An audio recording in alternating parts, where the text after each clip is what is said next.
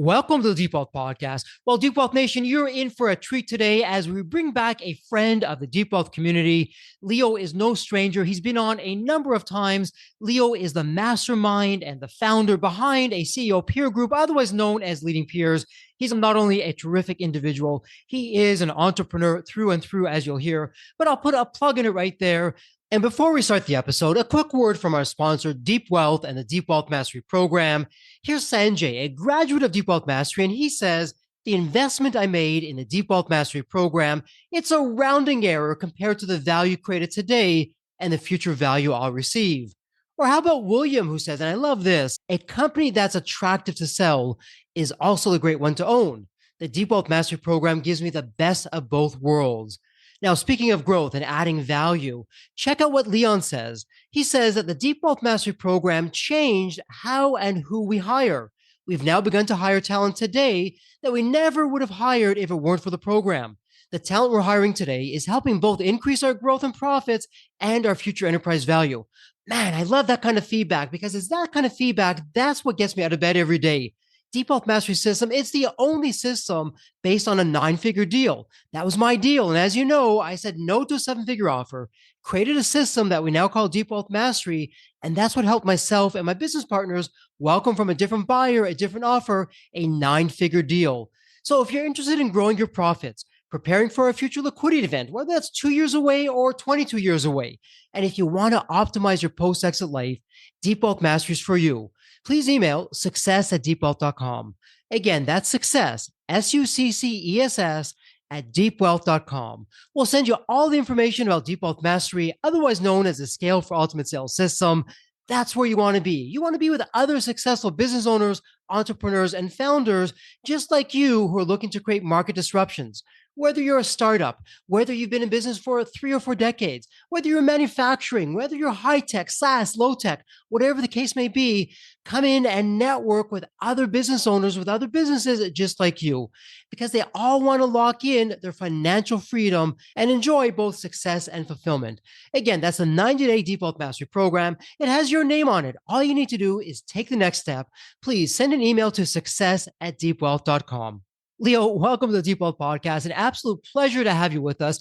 And Leo, I'm curious for our newer members who haven't yet had the opportunity to hear about you, and we'll put all that in the show notes, our previous episodes. What's the story behind the story of what got you from where you were to where you are today? Thank you, Jeffrey. Thank you so much for having me back. It's always a pleasure when I get to speak to you.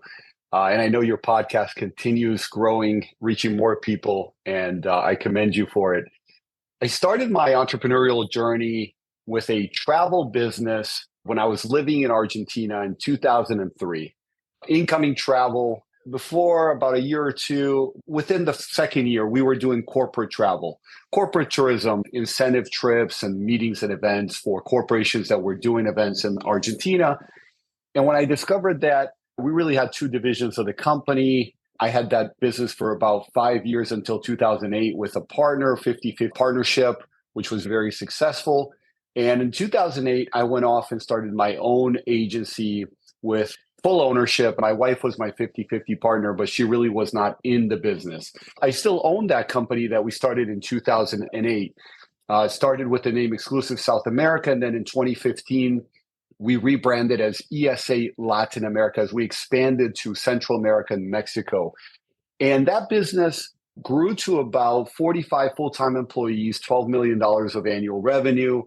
And it was just a thrill to be employing people, reaching more customers, and having just a stronger footprint throughout Latin America. We became the only corporate travel and event management company with offices in every major market in Latin America, from Mexico down to Chile. And I learned a lot of lessons, a lot of great things that I did, but also a lot of mistakes that I made along the way. Inevitably, you're going to go through those setbacks as well as those achievements. And in 2019, I joined Vistage, a CEO mastermind type organization, and I was a member for about a year.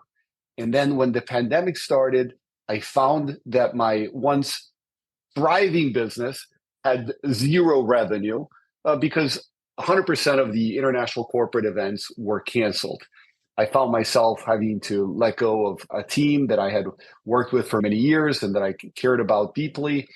And during this gut-wrenching stage of my entrepreneurial journey, I did a lot of soul searching, Jeff. I really looked inward to figure out what was I going to do next. Was I going to wait for 2 or 3 years to let this business rebound, or was I going to move on to something else?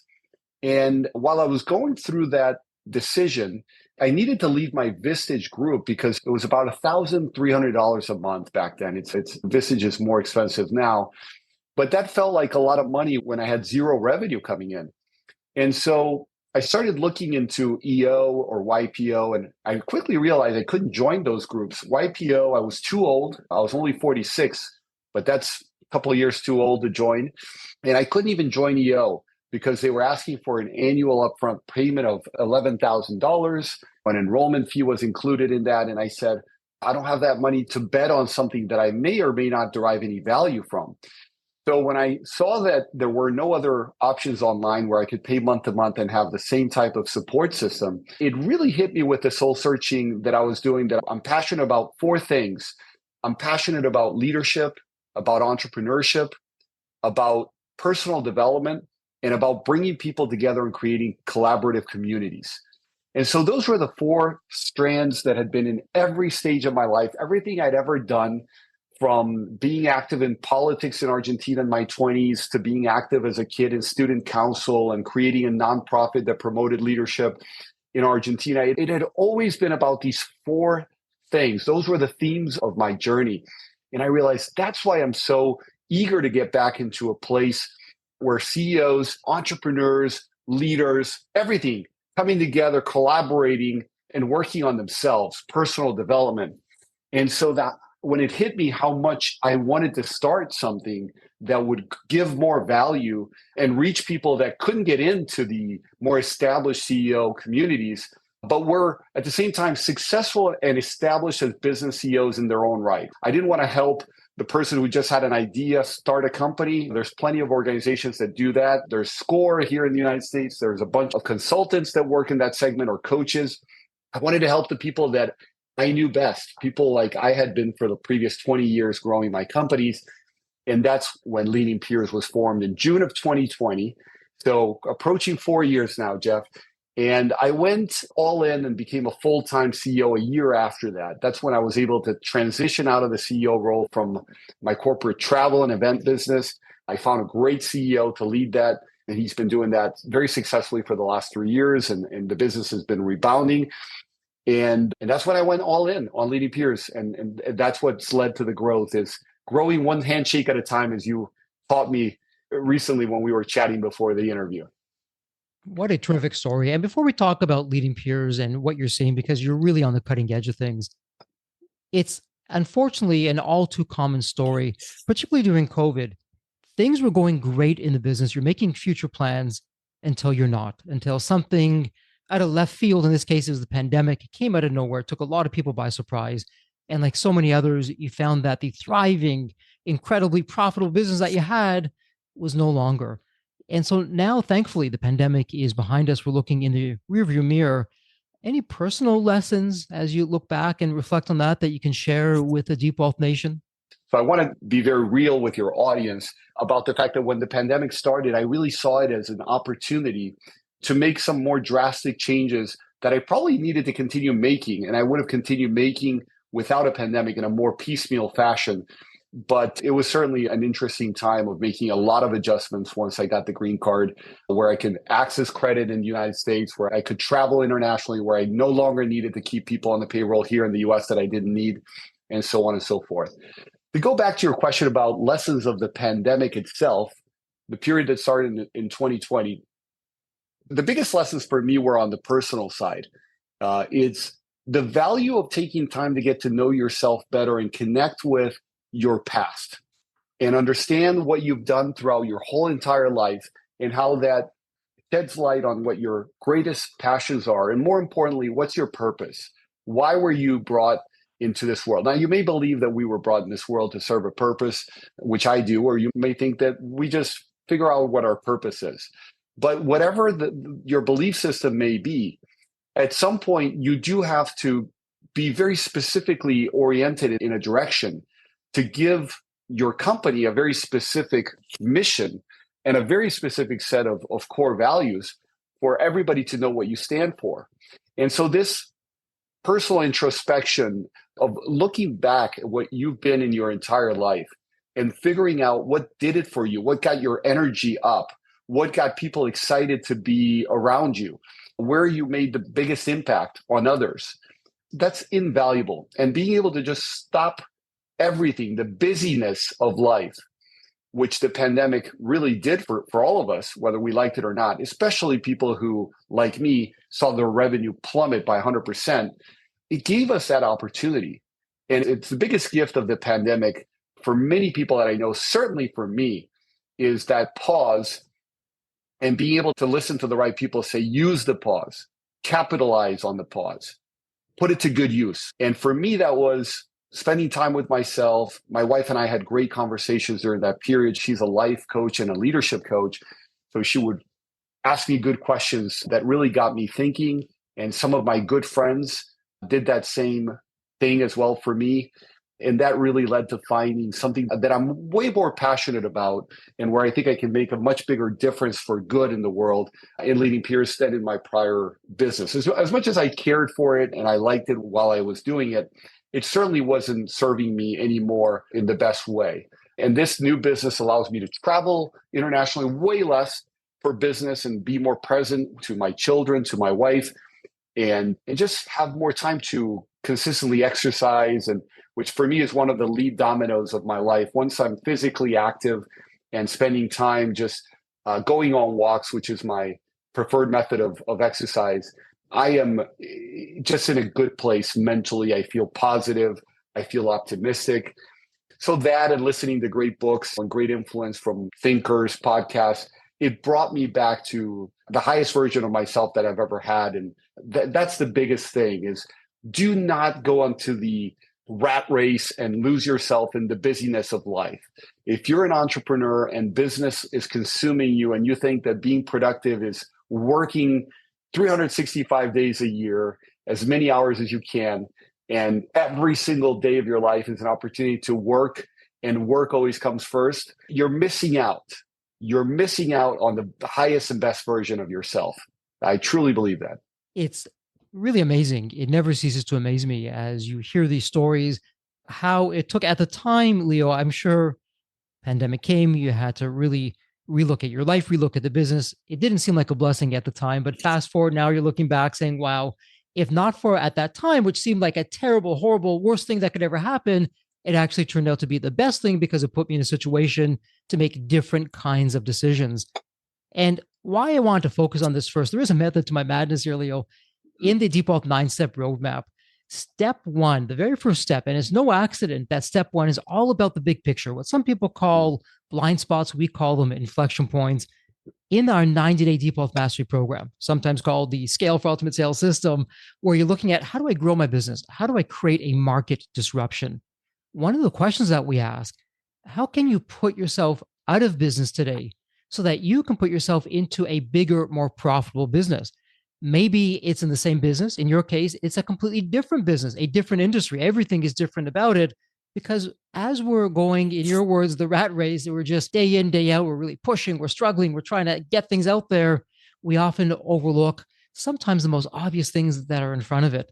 So keeping with that theme, it's really a perfect segue, Leo. And thank you, by the way, for being so vulnerable and open with your own experiences and sharing with our listeners what you went through leading peers. So you started this because you faced your own journey. It had some challenges, which were really tremendous opportunities that you said, hey, why not me? If I'm feeling this, others are feeling that as well. Let me bring this to the marketplace. And your community has been growing by leaps and bounds offline. You're sharing with me the growth. It's absolutely phenomenal. You're very modest. So I'll share for the Deep Wealth Nation. When I first met Leo, this was just in the early days. Leo, your growth is off the charts. And what I love about that, you're in different industries, different businesses at different stages. Some of them, and I've spoken with some of the members, they are the heavy hitters becoming the titans of the industry. Others are just getting going and beginning to make their way. So I'm wondering, when we look at the big picture, Are there some trends that you're seeing across your members that you can share with Deep Wealth Nation of, hey, recently we've been talking about this. Here's what the situation is. Here's how we've been addressing this. Here's the benefits that come from addressing it. Here's what could happen if you don't. Any common themes or trends that you've been seeing? Absolutely. Well, first of all, thank you for what you said. We certainly have grown a lot. When you and I met, I think we only had one board at the time, and we had about 6 members. And we currently have 120 members in 20 different boards, and 5 of these boards are online. So people based in Canada, Israel, California, and even Argentina and Colombia. But the in-person boards continue to be primarily in the Miami, Fort Lauderdale, Palm Beach area of South Florida. And we are going to be moving into also 2 other markets for in-person boards this year. And that's the Tampa, Sarasota, St. Petersburg, Clearwater area in the west of Florida, and also the New York City area, to see how things go in those 2 markets. So if anybody's listening and they are in those 2 areas, please know we can start a board in person in your areas. So to go to your question, Jeffrey, about trends that I'm seeing, let's start with a technological trend that's affecting nowadays, and that's artificial intelligence. Yeah, There is, I think, no bigger trend I see affecting technological trend affecting small businesses today than artificial intelligence. There was a lot of talk about blockchain being a disruptor, Web 3.0, and all things related with the metaverse. I'm really seeing that the impact of all of those things is much smaller than the impact of artificial intelligence. So anything that has to do with machine learning, data processing, incorporating language learning models, translation, using avatars, having intelligent chatbots, all of those things are making their way into the businesses that the CEOs and leading peers are running. Some of our entrepreneurs are way ahead of the game, and they're designing solutions for small and mid-sized companies throughout the world. Others are late adopters. It happens with technology trends in general. But even the late adopters are saying, man, I can't believe the things that are happening. I can't believe that you can now ask ChatGPT to give you an entire business plan, or ask Gemini to create an incredible logo and design for a new business line. And so everybody's aware of that this is happening. And of course, in leading peers, we're pushing that awareness level forward by bringing in great experts to run workshops and by creating conversation among the CEOs around that. Those conversations are powerful because sometimes the entrepreneurs, when they see a workshop, says, that's not for me. But then they realize that out of the 6 or 7 other peers on their board who they consider friends, half of them are already using these things. And then they say, oh, then it is for me. I thought this was for people who are very technological. And it turns out that my friend, whose business is pretty much offline, is using these things. So I should too. I can too. More importantly, I can. This is not threatening. This is not foreign. This is something I can definitely learn and start to bring into the business. And I have to. Let's talk about an economic and political trend that I see affecting business today. It doesn't matter who you vote for, what party you like, but if you're in the United States today, there is definitely a political climate of division surrounding the upcoming elections. And there is a tremendous amount of geopolitical concern over what's going on in the Middle East, what's going on with Russia and Ukraine, what is happening in many other parts of the world, whether they be Haiti, Sudan, or you name it. This is creating a lot of uncertainty. And I see that there's a bit of a slowdown in the stock markets. It's already affecting that. Last year was a year of growth, of rebound after a very hard 2022.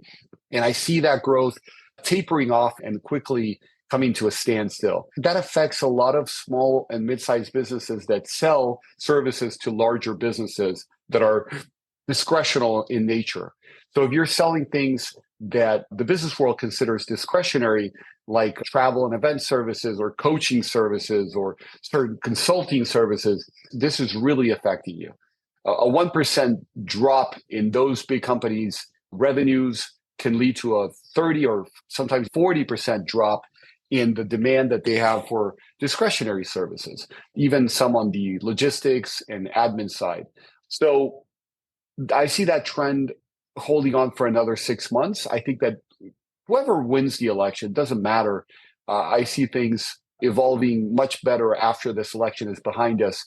Because, of course, the past election was pretty traumatic for the United States and the events that happened in the Capitol on January 6th and all the things that revolved around that election. And we now face a tremendous amount of uncertainty of how this electoral period is going to shape up. It's definitely going to be a unique presidential election with all of the court hearings that are going on and all those issues. So I cannot wait for us to be past that and be able to look at that through the rear view mirror. But it'll be fascinating to go through it and see how things evolve day by day. And so, Leo, right there, three really big inflection points that you talked about. So we talked about AI. You're talking about geopolitical issues that are going on. You're talking about the upcoming elections. Each one of those topics in and of itself could easily be an episode. But if we zoom back for just a moment, I wanted really for the Deep Wealth Nation to get a sense of the culture and the DNA of leading peers. And I really have two scenarios in mind for a listener who's not familiar with the CEO peer group. And the narrative this listener is saying to him or herself is, well, I'm really busy. I don't have time to take a half day or a few hours or a full day out of my schedule to meet with other business owners to talk about these things. For that listener, why a CEO peer group in the first place? We can talk all about leading peers and what you're doing as a specific example. For that listener, though, is I just don't have the time. I'm too busy.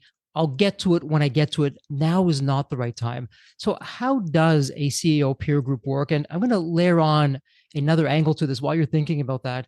For the listener who's very familiar with the CEO peer group, perhaps they've been in one for many years. Perhaps they're in several CEO peer groups. Sometimes you just don't know what you don't know. And as you found yourself, you're in a particular CEO peer group, you had to take a step back and say, hey, this was great yesterday. It really isn't good for me on a go forward basis. Let me pause, reflect, and I'm going to go in a different direction. So for both those listeners, why leading peers in terms of the method behind your madness, of how you grapple with these issues, the kind of environment that's there, what I get out of it as a member? Oh, thank you for the opportunity, Jeff. Well, let me start with the people who have never been in a CEO peer group, and then I'll talk to the ones that understand and have experienced it. To the person who's never experienced it, this can seem daunting. What's going to happen when I go into one of these?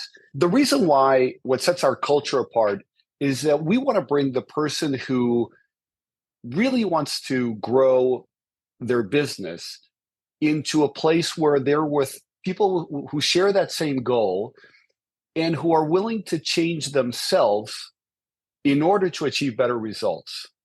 So it really is a place for personal growth, first and foremost. And that's the DNA of our culture, is people who have that growth mindset of what can I learn and how can I improve? What small adjustment can I make today that compounded over time is going to lead me to an entirely different place? What habit can I acquire? What habit can I stop having because it's not serving me anymore? It really is about building your knowledge of yourself, your connection and awareness of who you are and what you're trying to do, and then create the space for you to think so that the best version of yourself is coming out. So I would say to those people who say, I've never done it, I don't have the time for that, that the number one thing that any person needs to do in this life is to really think for themselves. And learning how to think is more important than learning any piece of knowledge that exists. And when you go to a CEO peer group, you are essentially training yourself to think better and to think differently, because you're surrounding yourself with people who are also working on evolving and changing the way they're doing things. And by embracing change, new ideas, embracing feedback, embracing different perspectives, that's how they are able to ignite that thinking that's going to take them to the next level. So nothing is going to be achieved. No next level results are going to be achieved in any CEO's business if the CEO isn't making changes to how they operate and how they see the team being able to operate, and being able to convey that to everybody in the organization in a way that's thoughtful, well articulated, and exciting, compelling. And that's what you get to do when you come to a CEO peer group, is you get to identify, here's what's going to change, here's why it's going to change it, and make it compelling so that everybody in the organization is going to listen to that CEO and say, this is exactly where I want to be. I love the direction that we're going. I understand the vision. I understand the changes that we're going to be making. And our best days are in front of us. I actually have that sign here in front of me. The best is yet to come. And I know our listeners can't see it, but you can see it. The best is yet to come is this big thing that I have on my desk. CEOs, if they're not feeling that, if they're not able to convey that to the team, they're simply not leading. They're not leading themselves. They're not leading others. And so you basically learn how to come up with that and how to articulate it and how to make it exciting for yourself and everybody else. And Leo, let me just jump in there for a moment because what you're saying, it's so crucial.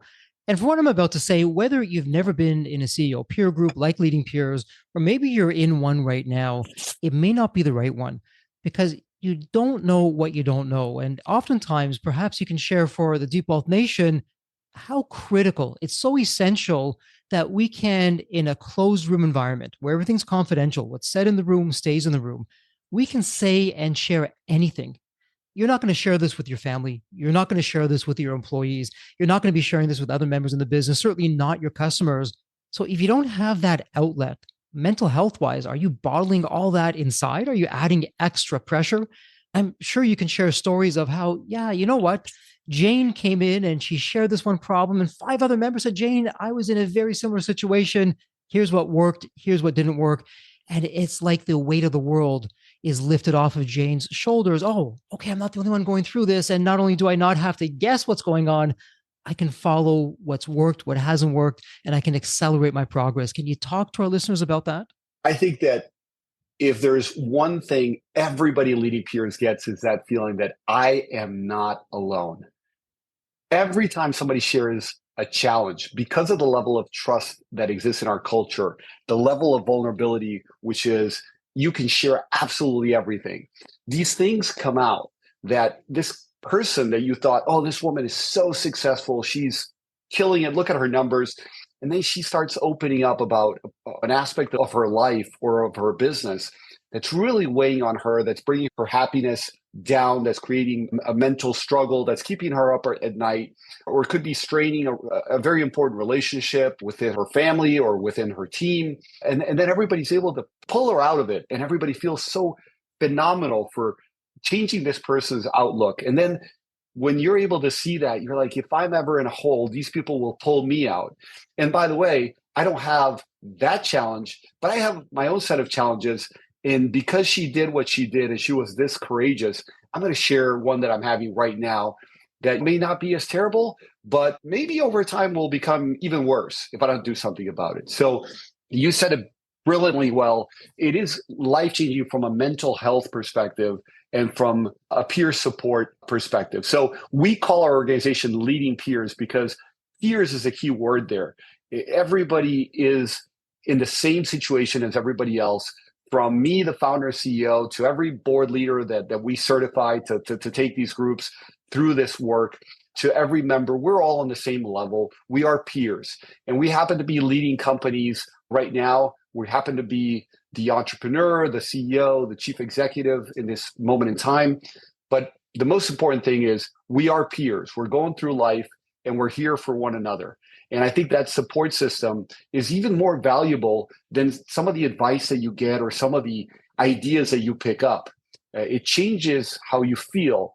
And the way you feel emotionally is going to determine the things that you were able to envision and think about. So earlier I said that thinking and learning to think is more important than any specific piece of knowledge. But what we now know from neuroscience is that the way you feel is what's going to determine what things you're able to even think about. If you're really in a hole, you start seeing everything from gray colored glasses or black shaded glasses, and you can only imagine bad outcomes. And whatever you start thinking about all the time will eventually manifest itself. So to change your mindset, you need to change, first of all, the way you feel. That's why earlier I alluded to physical exercise being one of my lead dominoes, getting out in nature and walking, because it changes how I feel. Once I feel good, I can start thinking about, hey, this life is good, the future is bright, and then I'm able to identify, all right, what's going to keep it that way? What's going to make it even better? So a peer group is going to take you out of that feeling that I'm alone in this, are going to be terrible. And you have people around you say, no, you're having some great wins, recognize them, look at the gains, believe in yourself. We believe in you. And you just need to overcome this challenge. And by the way, half of this room has already overcome that same challenge before. And we've come out on the other side. So that's what I would say to somebody who's never experienced it. Now, there is an entire section of our website. If you go to leadingpeers.com and you click on the membership tab, the very first one is called member value or member gains, and you will see the 10 things that you're going to gain. So that's for somebody who's never had a CEO peer group. But for the people who've been in a CEO peer group, within that membership tab, they'll see something called unique features. I think it's the third option there. And that's what sets our community apart from other CEO groups that I have a lot of respect for, by the way. I mean, I certainly have respect for Vistage and YPO and EO, but we certainly have been doing things in a different way. I haven't been trying to just do more of the same because I don't believe in that. I don't think that anybody should be in business if they're going to do things exactly the same way as somebody else. I think we all have to find a way to do things our own way and really identify what's our unique ability and what we can create. And I know that my unique ability, as I shared earlier, and purpose is about creating collaborative community. And that's what I think really sets Leading Peers apart from these other more established communities is we're bringing our members together in networking events. We're creating powerful member networks. We're creating powerful shared expert workshop experiences where people are meeting people from in other boards, but also within each board, we're asking them to do a social on an ongoing basis to bond on a deeper level. We're asking our members to meet one-on-one with each other and coach each other. So it's not just about that monthly meeting where you come in and talk about things and then you're done. It's about transforming your support group on a daily basis so that you can always reach out. Any one of these boards has their own chat that they can bring each other into the conversation 24/7 if they need to. And any member of Leading Peers can go to our directory and get the cell phone number and email of anybody in our community and reach out, because you might need that professional to help you cope with a situation in an urgent way. And you really don't have all the time in the world to go to the person running your board or to go to people and say, who do you know that? You want to go straight there. You can even do a filter search through our member directory and our member portal and identify who you need by the activity they're in, the type of work that they do, the location that they're based in. So it's about creating this powerful community. I really believe that CEOs end up being very isolated when they don't have this, because by the very nature, they are at the top and it's lonely at the top. You don't have people in the, if you're in the C-suite, there's maybe 5-10 other people in the C-suite, but when you're the CEO, you're the only one that's their boss. And most small and mid-sized entrepreneurs and business leaders, they don't even have a board of directors that's meeting regularly. And when they do, sometimes the people on the board of directors are very difficult to deal with. They've invested money, but they're not really involved in the business. So they're really there to see, like, how can I increase my return? I've seen that a lot, and it weighs on the CEO quite a bit. So even if you have a board of directors, having a peer advisory board is an entirely different thing, because these people will support you specifically, even as you deal with those difficult directors on your board of directors.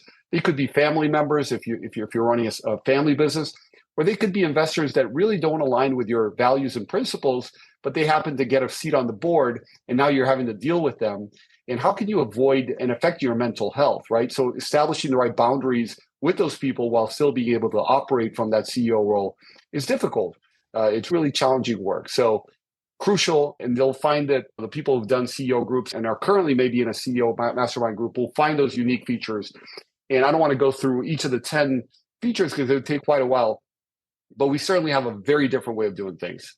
And so, Leo, you can share, Jeffrey, you're on base, you're off base with what I'm about to share with you. That's really what I'm hearing you say is, even if you have a board of director, Leo, you correctly pointed out, if you have your own board and there's different directors that are on that board, maybe they're being paid, maybe they're on it for vanity reasons, things that aren't in alignment with you, you may or may not know. They may want to be, quote unquote, politically correct and not be the one to say, hey, Jeffrey, you're completely off base on that. When you're in, as an example, with Leading Peers, it's another board of advisors that you have. And the only agenda, I suspect, that everyone has in there, because they're not being paid to be there on my behalf, they're there for their own benefit, but to also network. They're going to be the one who, hey, Jeffrey, you know what? The emperor has no clothes. That's not going to happen here, because let me tell you why I don't think this is going to work for you, why this is not in your best interest, and really point out some of the inflection points, the blind spots that you may not hear anywhere else, because they've got nothing to gain, nothing to lose. They're really there for ultimately everyone else's happiness. How am I doing with that?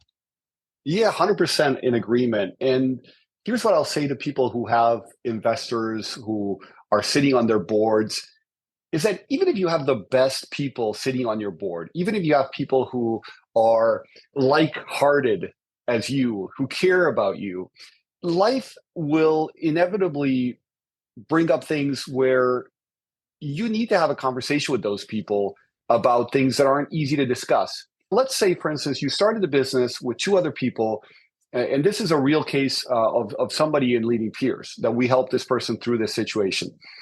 Started the business with two other people. They each had a third of the business, and they said, well, let's bootstrap. So they started without giving anybody a salary. So the CEO who's actively running the business is getting no more compensation than the other two partners.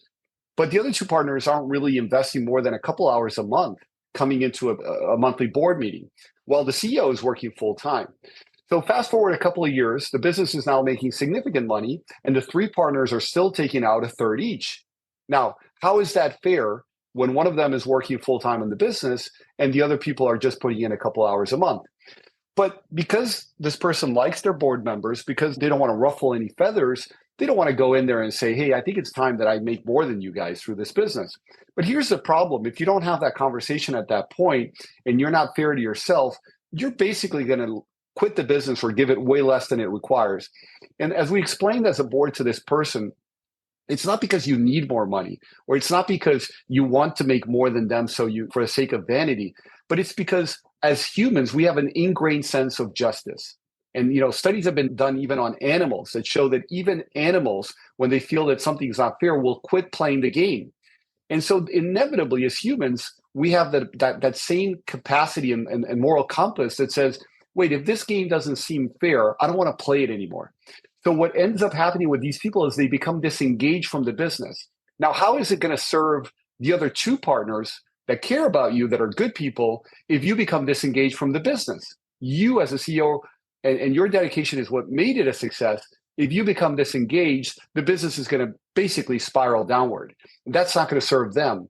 Now, if you come in and you say, hey, I need to make $200,000 a year in my salary, the business is making $1 million a year, these people should be thrilled that you're now going to feel that things are more fair, that you're going to be much more engaged in the business. And rather than start looking for other things to do with your time, you're going to spend the next 3 years building this business and make it even more profitable and valuable. So that's an example of how even when you have a board of directors, and even when the people in there are good, and you might even love them, it could be your spouse, it could be your children, you need to figure out how to make adjustments. And sometimes it's not to make your situation better. Sometimes it's to make somebody else's situation better, because you need to move some of your time away from the business to something else. And you need to make an adjustment in how other people who are going to be more dedicated than you need to be compensated and rewarded and recognized. Absolutely. And some terrific insights. And Leo, you use one of our favorite F words, fair. Is it fair? And sometimes we can't see the trees from the forest. We're just so busy that we don't realize, you know what, deep down, this is really nagging at me. This doesn't seem fair, but who am I to say, or maybe I'm off base, perhaps I'm being selfish. And again, when you're in a room, everything's confidential. The only agenda that everyone has is for your best interest. That's where what needs to be said will be said. And you can begin to map out strategies. What should I do? What should I not do? Let's really work through this. If I do this and this happens, then what? And you're with really some of the smartest people in the room to help you navigate through what could be really a very tense or prickly situation. Thoughts about that? Yeah, 100%. And you reminded me of the importance of telling your audience how critical our core values are to Leading Peers. If there's one thing I do want to leave your audience with about what sets us apart, is these 5 core values that we've defined. And they are trust, growth mindset, accountability, meaningful relationships, and servant leadership.